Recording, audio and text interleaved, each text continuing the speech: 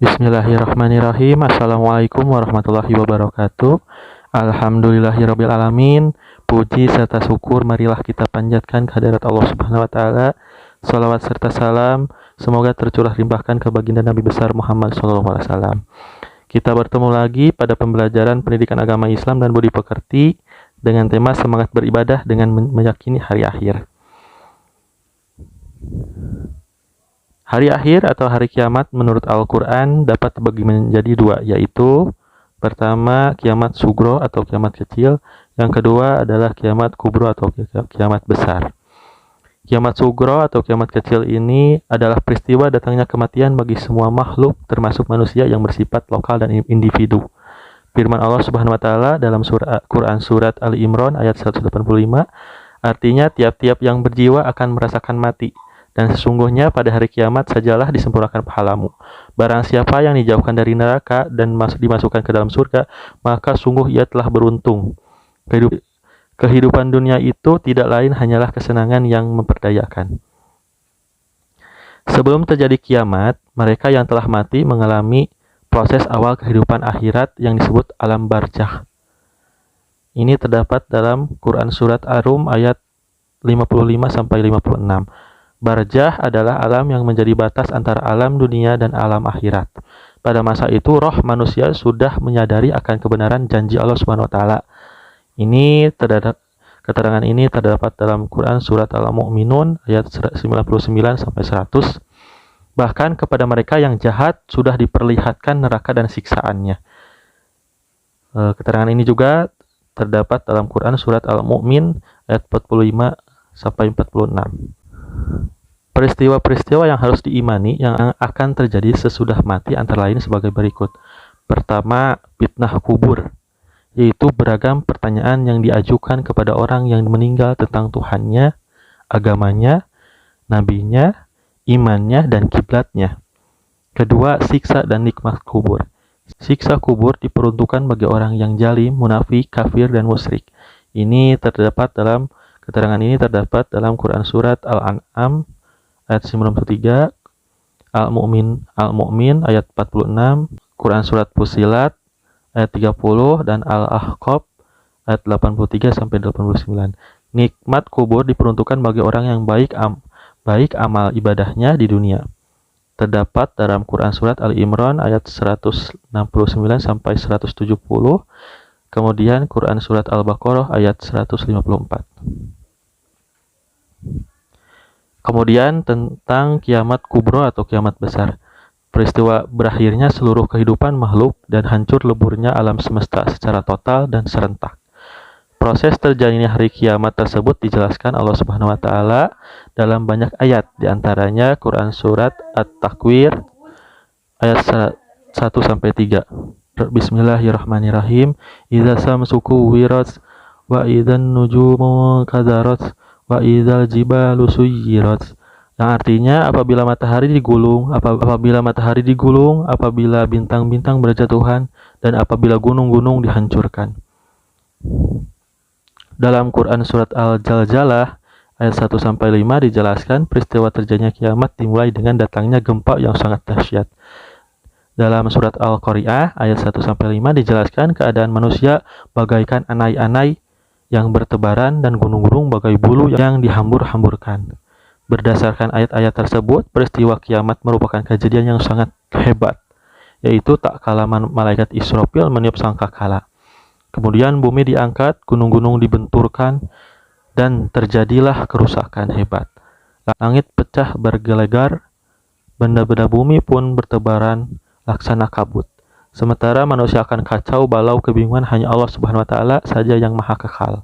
Kemudian periode hari kiamat atau hari akhir. Setelah alam semesta hancur secara total dan kehidupan semua makhluk Allah Subhanahu wa taala berakhir, maka mulailah manusia menjalani tahapan kehidupan baru dan proses menuju alam baka. Tahapan tersebut dapat dijelaskan sebagai berikut. Pertama yaitu Yaumul Ba'ats. Sesudah hancur dan musnahnya alam semesta termasuk manusia, terjadilah hari kebangkitan. Hari kebangkitan adalah proses kebangkitannya seluruh makhluk dari alam kubur. Firman Allah Subhanahu wa taala, pada hari ketika mereka dibangkitkan, Allah Subhanahu wa taala semuanya lalu diberitahukannya kepada mereka apa saja yang mereka telah kerjakan. Dan Allah Subhanahu wa taala mengumpulkan semua amal perbuatan mereka padahal mereka sudah melupakan dan Allah Subhanahu wa taala menyaksikan atas segala sesuatu. Quran surat Al-Mujadalah ayat 6. Kemudian yang kedua yaitu Yaumul Hasyr. Yaumul Hasyr yaitu hari berkumpulnya manusia setelah dibangkitkan dari kuburnya. Kemudian semua manusia digiring ke tempat yang luas yaitu padang mahsyar, tempat berkumpulnya manusia. Firman Allah Subhanahu wa taala, dan ingatlah akan hari yang ketika itu kami perjalankan gunung-gunung dan kamu akan dapat melihat bumi itu datar dan kami kumpulkan seluruh manusia dan tidak kami tinggalkan seorang pun dari mereka. Quran surat Al-Kahfi ayat 47. Selanjutnya yang ketiga, buku catatan. Setiap manusia di alam mahsyar mempunyai buku catatan atau kitab perjalanan hidup. Kita sudah dicatat malaikat Raqib dan Atid. Kitab catatan ini berisi semua perbuatan dan perkataan manusia sewaktu hidup di dunia. Firman Allah Subhanahu wa taala, dan diletakkan kitab, lalu akan kamu lihat orang-orang bersalah ketakutan terhadap apa-apa yang tertulis di dalamnya dan mereka berkata, wahai celaka kami, kitab apakah ini yang tidak melupakan yang kecil dan tidak pula yang besar, melainkan ia mencatat semuanya. Mereka memperoleh di hadapan mereka apa-apa yang telah mereka kerjakan. Dan Tuhanmu tidak akan menganiaya seorang pun. Surat Al-Kahfi ayat 49. Yang keempat yaitu Yaumul Hisab dan Mizan.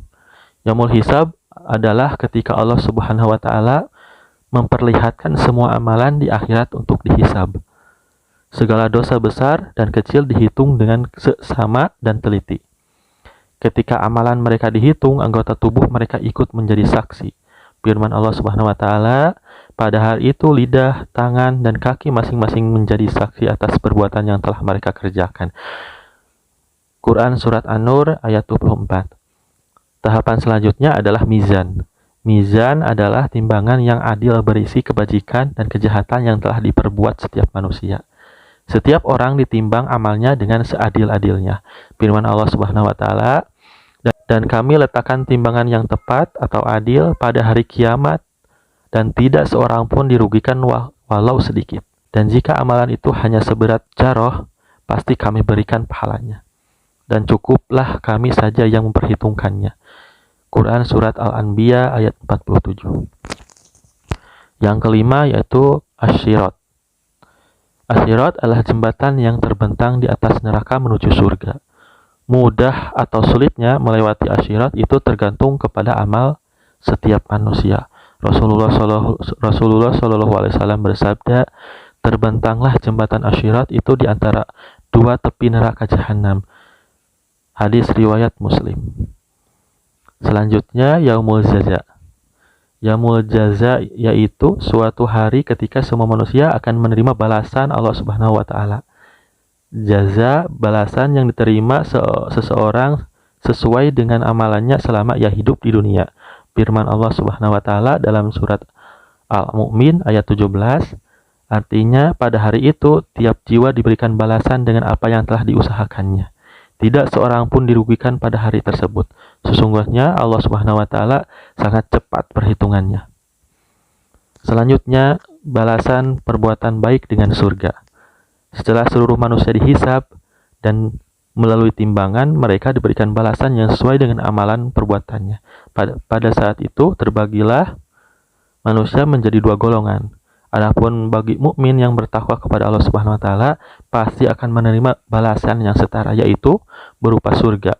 Surga dijadikan Allah Subhanahu wa taala sebagai karunia kepada hambanya. Terakhir, balasan perbuatan buruk dengan neraka. Adapun orang yang selama hidup di dunia lebih banyak mengerjakan perbuatan jahat, maksiat, tercela, dan kafir terhadap Allah Subhanahu wa taala, kufur kepada ajaran dan nikmat Allah Subhanahu wa taala, maka akan menerima balasan yang sesuai dengan apa yang telah dikerjakannya pula. Sebagian kegetiran dan kerasnya siksaan neraka digambarkan melalui firman Allah Subhanahu wa taala dalam Quran surat Al-Ghasyiyah ayat 4-7. Artinya, memasuki api yang sangat panas atau neraka, diberikan minuman dengan air dari sumber yang sangat panas, mereka tidak memperoleh makanan selain dari pohon yang berduri yang tidak mengemukkan dan tidak pula menghilangkan lapar. Kemudian, yang terakhir yaitu hakikat beriman kepada hari akhir. Iman kepada hari akhir merupakan rukun iman yang kelima yang harus diyakini oleh setiap umat Islam. Segala perbuatan yang dilakukan oleh setiap manusia, baik maupun buruk, akan dipertanggungjawabkan di akhirat kelak. Oleh sebab itu, keimanan kepada hari akhir hendaknya dijadikan landasan utama untuk menyadarkan diri agar selalu taat kepada ajaran Allah Subhanahu wa taala. Banyak ayat dan hadis yang memerintahkan agar kita meyakini datangnya hari akhir. Di antaranya firman Allah Subhanahu wa taala dalam surat Al-Baqarah ayat 4, Bismillahirrahmanirrahim. Walladzina yu'minuna bima unzila ilaika wa ma unzila min qablik wa bil akhirati hum yuqinun. Artinya, dan mereka yang beriman kepada Al-Qur'an yang diturunkan kepadamu Muhammad dan kitab-kitab yang telah diturunkan sebelum engkau, dan mereka yakin akan adanya akhirat. Kemudian dalam percakapan Rasulullah SAW dengan malaikat Jibril yang panjang tentang iman, Islam, dan ihsan, beliau bersabda ketika ditanya tentang iman. Beliau menjawab, kalau beriman kepada Allah, malaikat-malaikatnya, kitab-kitabnya, para rasulnya, hari akhir, dan takdir baik dan buruk. Dari ayat yang sudah dikemukakan ditegaskan bahwa meyakini adanya hari akhir merupakan salah satu ciri orang beriman. Adapun dalam penggalan hadis, Rasulullah SAW menyebutkan bahwa hari akhir sebagai salah satu perkara yang wajib diyakini, yang kemudian disebutkan rukun iman. Itu saja penjelasan tentang hari akhir. Terima kasih. Assalamualaikum warahmatullahi wabarakatuh.